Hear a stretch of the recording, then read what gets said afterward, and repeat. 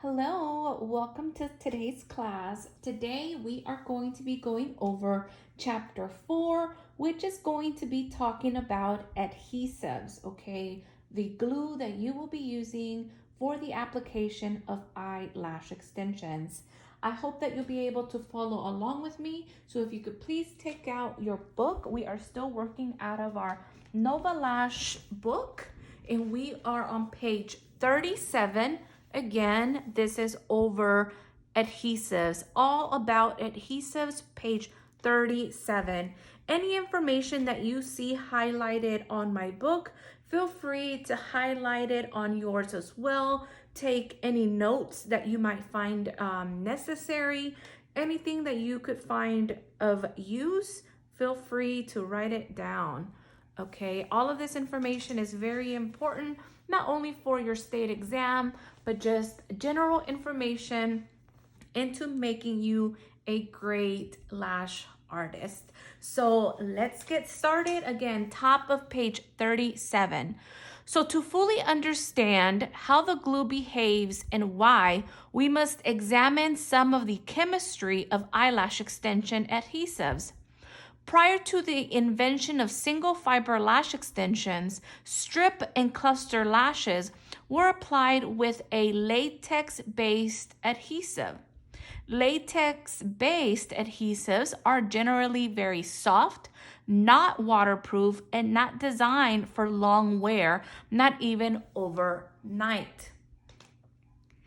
Because single fiber eyelash extensions are more time consuming to apply than strip or cluster lashes, their use will be impractical and certainly not commercially viable without the development of a more durable, long-wearing, waterproof adhesive.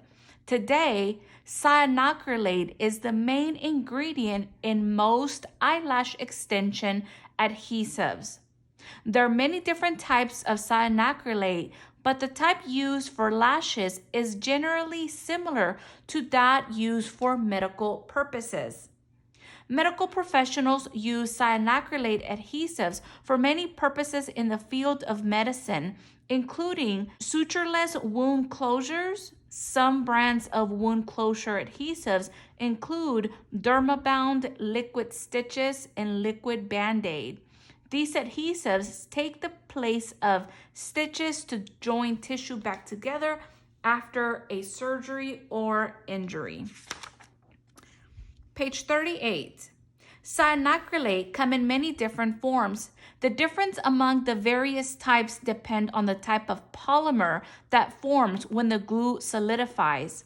Polymers are chains of single repeating units linked together by chemical bonds. The repeating units or building blocks of the chains are known as monomers. You can think of a polymer almost like a string of pearls attached to each other to form a strand, just like this one at the top.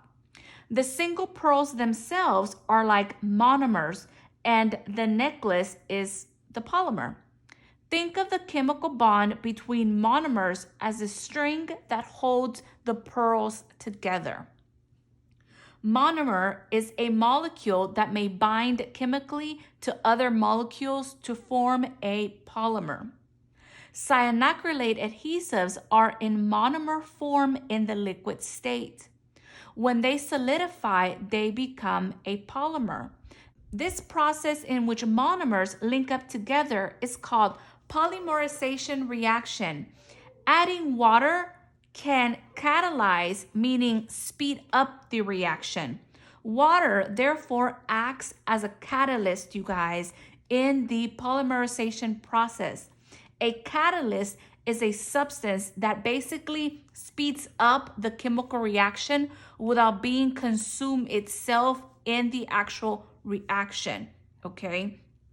Polymer is a large molecule composed of repeating structural units. Cyanoacrylate glue forms a polymer when it solidifies and dries. When cyanoacrylate undergoes polymerization, the length of the resulting cyanoacrylate chain can vary. Generally, the longer the chain, the weaker the adhesive. Over-the-counter liquid bandages are made of octocyanacrylate. Octo meaning 8. So that means that this polymer chain consists of a string of 8 units. These consumer products are designed to be strong enough to be useful, but not so strong to be obviously dangerous. Another example of a shorter chain cyanacrylate polymer is methyl cyanacrylate. In fact, this type of cyanacrylate has only one unit in its chain, okay? Its short length makes it very strong, a very strong form of cyanacrylate, one that is often in the main ingredient in stronger kinds of consumer adhesives such as crazy glue, okay? Now let's talk about medical grade versus industrial grade adhesives. So extensionists can ask the following 10 critical questions when purchasing adhesive. These questions can help distinguish between biocompatible adhesives, meaning appropriate for the use on human body, and industrial grade glues made for use on inanimate objects.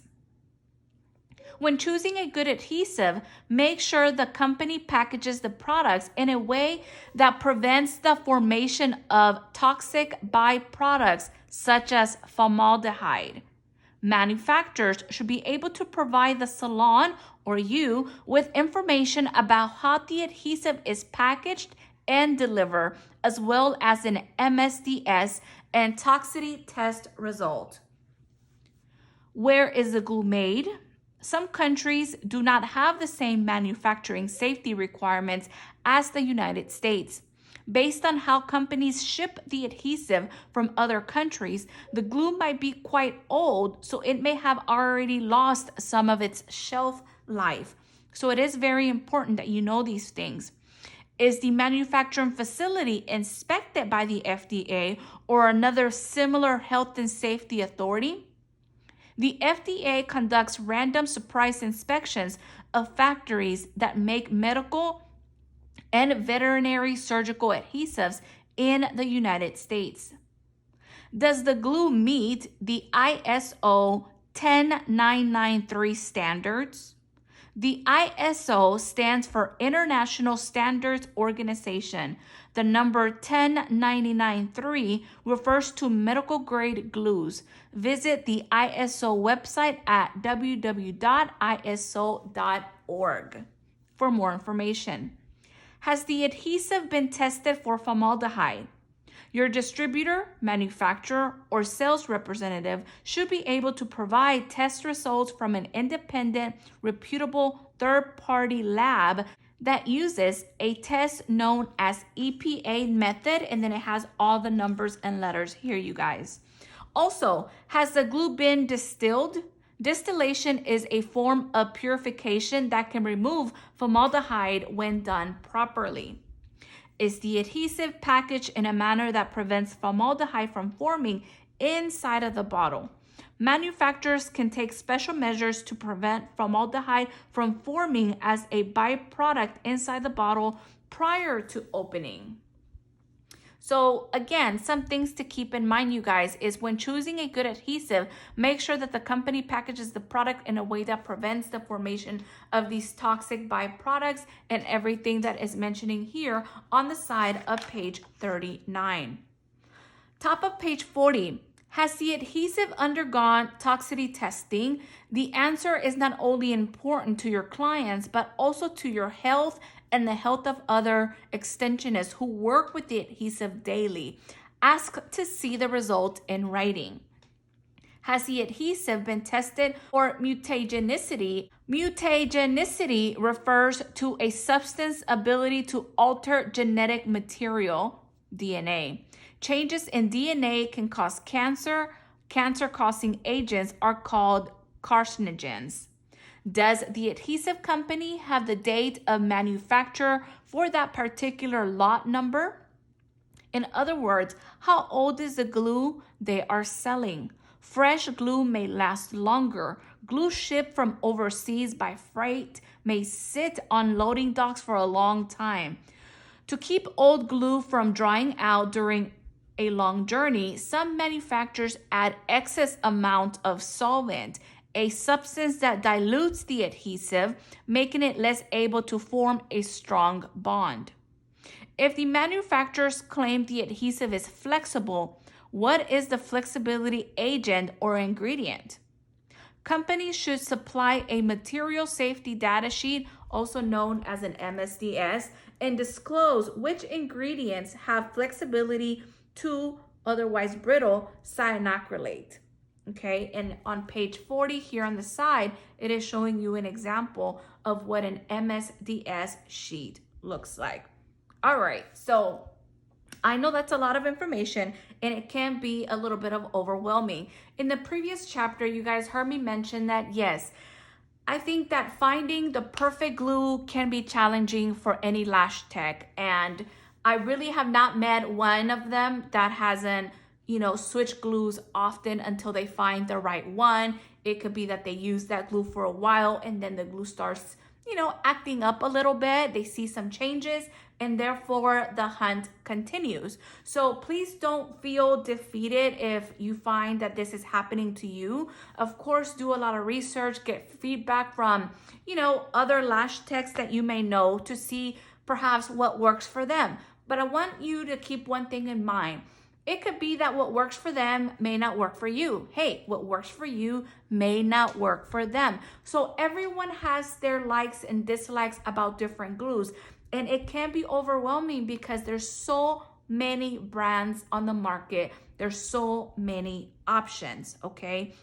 So I do want to talk about the importance of obviously the glue, keeping it in a safe place, and the do's and the don'ts for the most part. So I'm just going to show you guys, this glue is from the Paris Lash Academy, and this is the Fusion glue. It comes in a bottle that looks like this. You guys, when you guys get your glue, first of all, you want to make sure that you are not leaving your glue in, for example, the car, or, really high temperatures, for instance. You want to make sure that you keep your glue in an area that is dark and obviously more on the cooler side. And so they have these little containers. You can find these, different brands are selling these now, and even Amazon. So you press here and you can store your glue right in, right in here, just like this. You would just push it in and then just simply close it. And, it's very, very convenient and so forth. So it's really awesome.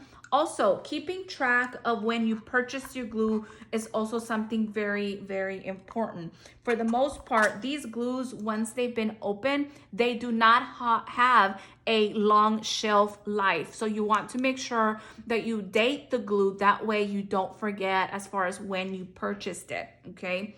Now, as you can see, I did make a few notes on my book and I want to read them to you.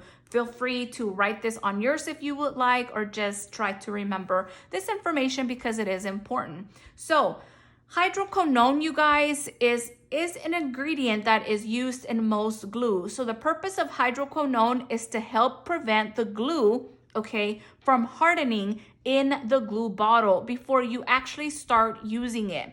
This ingredient is present in a very small amount, okay?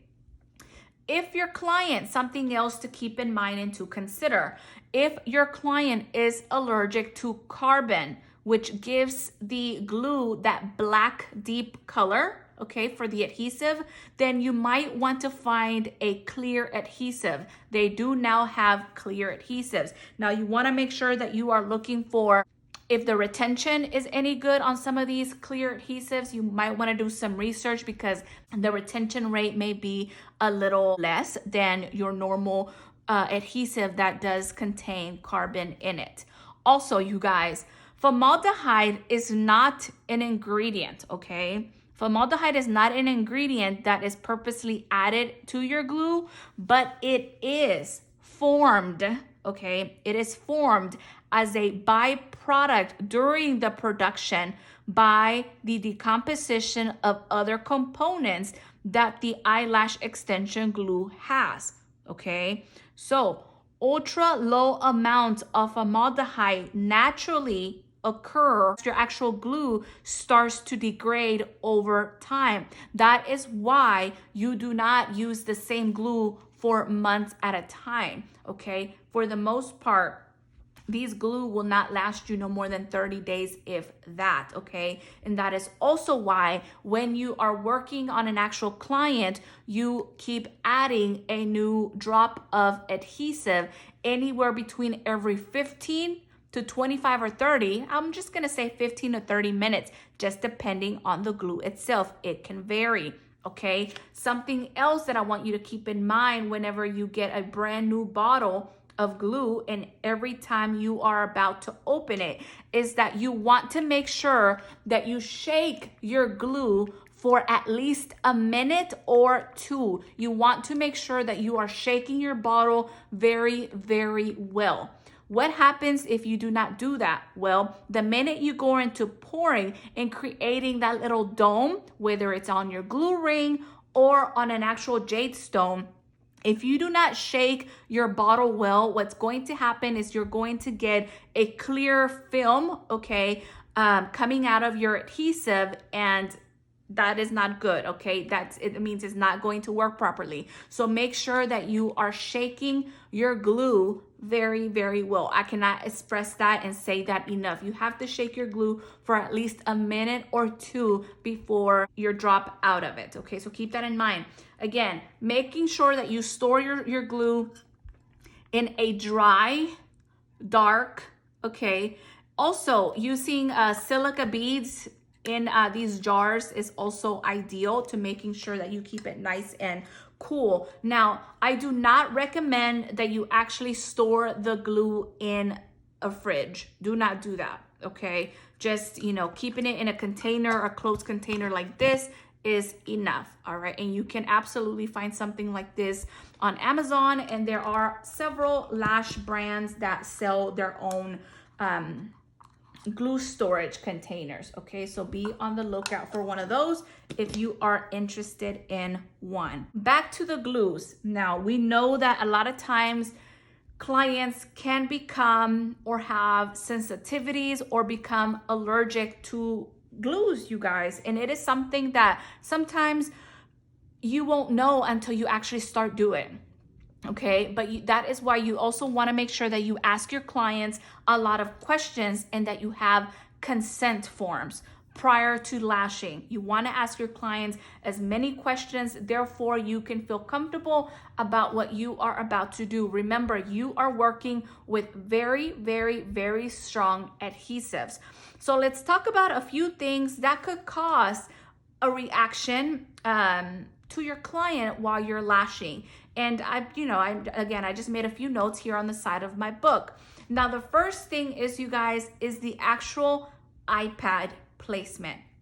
Okay, if you notice that your client gets red, especially in this area here, okay, or if they feel any type of sensitivity, they get red or they feel like they're itchy, a lot of times it could be the actual gel pad, okay, like the one you're seeing here. So these, okay, so make sure that they're not allergic to this, because it can be a possibility that they're actually allergic to the gel pad.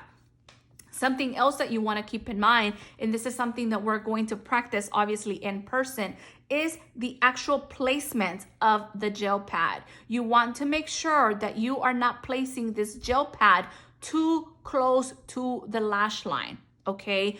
I am going to show you how to properly place the gel pads on the lower lashes, all right? But what you want to do, and you'll actually see this in another chapter, I want to say it's chapter 8, is you're going to apply your gel pad lower on the lower lashes and not so up high close to the lash line, to the water line. I'm sorry, I keep saying lash line, to the water line.